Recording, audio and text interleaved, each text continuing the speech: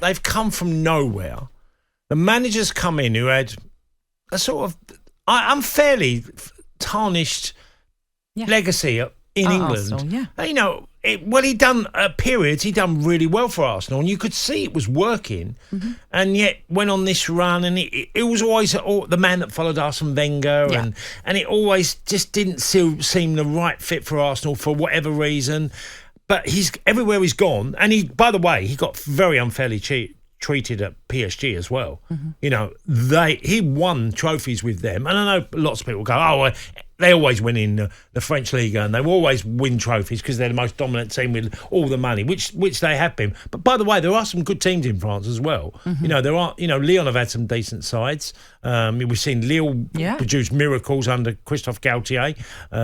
You know, so there are decent sides, and yet he's come to Villa. And there is a completely different dynamic in there, the way they play. Everyone seems now to know. You know, we talked about, earlier about Chelsea and how disjointed they looked. And now there isn't a feel about Chelsea, there's a togetherness. Well, Villa have got all of that.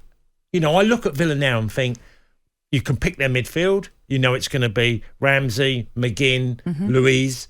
That's probably going to be the midfield. You know, Watkins is going to play down the middle. Yeah. Traore's come in if Bailey's not right. Got Buendia in there. So now, two centre-halves, Konza, Mings picks itself, goalkeeper picks itself. Yeah. Now, so you're going through the whole team and it's going, that's his side. And that is a massive difference, isn't it? Because under Steven Gerrard, it just felt as though he never knew his best 11. He was always chopping and changing. You mentioned Ollie Watkins. He was in and out of the team, especially when you thought, the season before, he was top scorer. Yeah, he couldn't get in the team. Now look at him. He's absolutely flying. Was it 9 in 11, something like that, I think, that he scored? I personally, Steven Gerrard's one of my heroes, right? Yeah. I personally felt that one of the things that Gerrard did wrong was that I don't think he believed that Watkins was good enough. Right. Sometimes you get managers who have an idea. They were looking for a centre forward on numerous times. I know they were, okay? And obviously Danny Ings came in, and I think that they probably thought, Ings not quite good enough. They were thinking of getting to the next level, but not by improving Ollie Watkins, by buying the ready-made player. Hence, they thought Ings could be that at that point. To a degree, but I think they were looking all over Europe. They were trying to find a big major signing, Villa, under Gerrard. And they had one already there that I still think sometimes because you've gone through the levels, some managers come in and think, but he's not quite there. That's where we're trying to get. But I think you have to allow for improvement in players. And I didn't think that Gerrard ever thought that about. I might be wrong. I might be totally off the mark. But I really had that gut feeling that he didn't quite believe Ollie Watkins was good enough. Well, they've got 47 points now, Aston Villa, from their 30 games. They're up to 6th. They are certainly pushing for Europe. As for Forest, who they beat yesterday, that defeat means that they now have dropped into the bottom 3, Cass, because of goal difference being the biggest issue for them.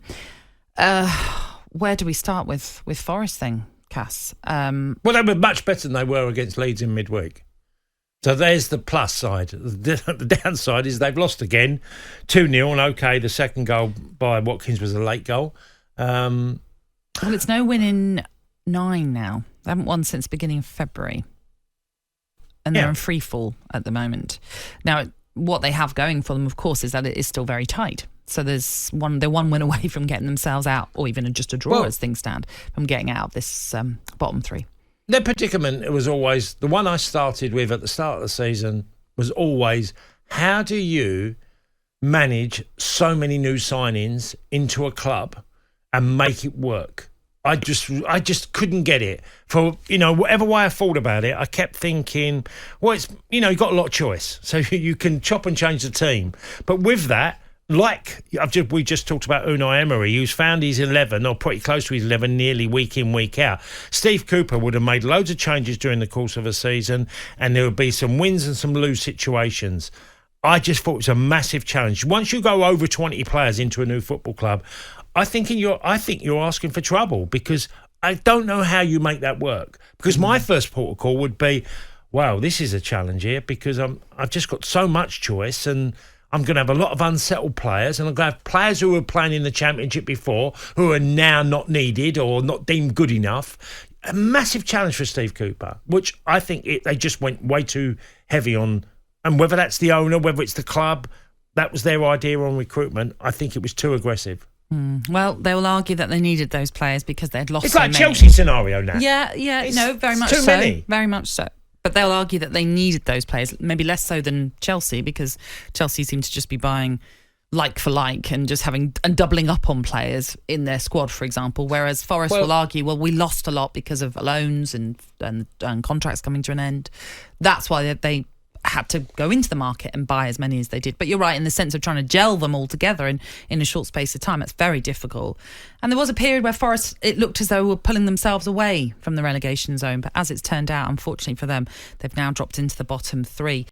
The Sunday Sports Breakfast with Natalie, Sawyer and Tony Cascarino. Sunday mornings from 6 on AM, on DAB, via the talkSPORT app and on your smart speaker. talkSPORT.